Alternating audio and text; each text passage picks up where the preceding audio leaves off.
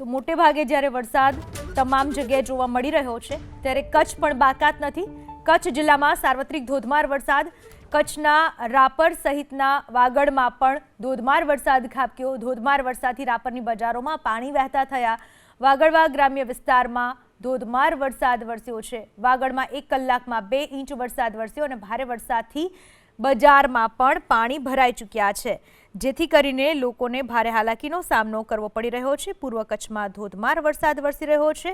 વરસાદને પરિણામે પાણી ભરાઈ ચૂક્યા છે। વાગડવા ગ્રામ્ય વિસ્તારમાં ધોધમાર વરસાદ, 2 ઇંચ વરસાદ 1 કલાકમાં ખાબક્યો। બજાર પણ પાણીમાં ગરકાવ થઈ ચૂકી છે। આ વિશે વધુ માહિતી આપવા આપણી સાથે જોડાઈ ચૂક્યા છે અમારા સંવાદદાતા હર્ષદ ઠાકુર।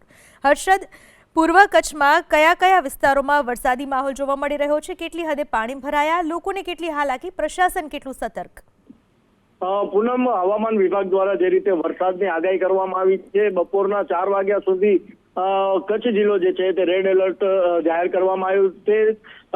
રેડ એલર્ટના કારણે સમગ્ર પૂર્વ અને પશ્ચિમ કચ્છના વિસ્તારોમાં વરસાદી માહોલ જોવા મળ્યો હતો। સૌથી વધારે કચ્છમાં વાત કરીએ તો વાગડ વિસ્તારમાં વરસાદી માહોલ જે છે તે જોવા મળ્યો છે। વાગડ જે છે તે અત્યારે સતત વાગડમાં વરસાદ જે છે તે વરસી રહ્યું છે। રાપરના બાલાસર, ભીમાસર સહિત આસપાસના ગ્રામ્ય વિસ્તારોમાં વરસાદ જે છે તે વરસી રહ્યો છે। રાપર શહેરમાં પણ ધોધમાર વરસાદ વરસી રહ્યો છે। 2 કલાકમાં 3 ઇંચ જેટલો વરસાદ વરસતા રસ્તા ઉપર પાણી જે છે તે ફરી વળ્યા છે। રાપર શહેરના બજારોમાં પણ પાણીનો ધોધ જે છે તે જોવા મળ્યો હતો। શેરીઓમાં પાણીના ધોધ સ્વરૂપ જે છે તે પાણી જે છે તે વહી રહ્યા છે। વાગડ વિસ્તારમાં ભારે વરસાદના કારણે પ્રશાસન પણ જે છે તે એલર્ટ મોડ ઉપર જોવા મળી રહ્યું છે। ભારે વરસાદના કારણે લોકોને સતર્ક રહેવા માટે અપીલ પણ જે છે તે કરવામાં આવી રહી છે।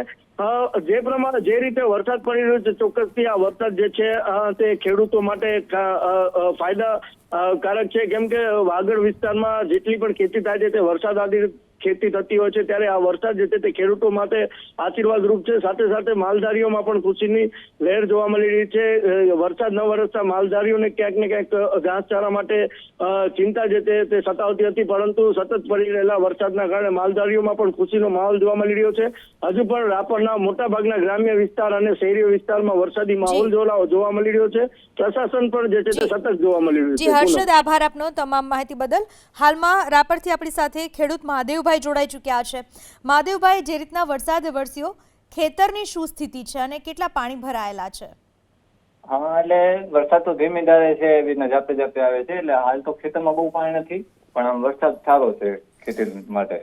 તો આ વરસાદ ખેતીના કયા કયા પાક માટે સારો સાબિત થઈ શકશે અને ખેતીને કેટલું નવજીવન મળી શકશે આ વરસાદથી? કારણ કે આપે જણાવ્યું તે પ્રમાણે ધીમી ધારે વરસાદ છે।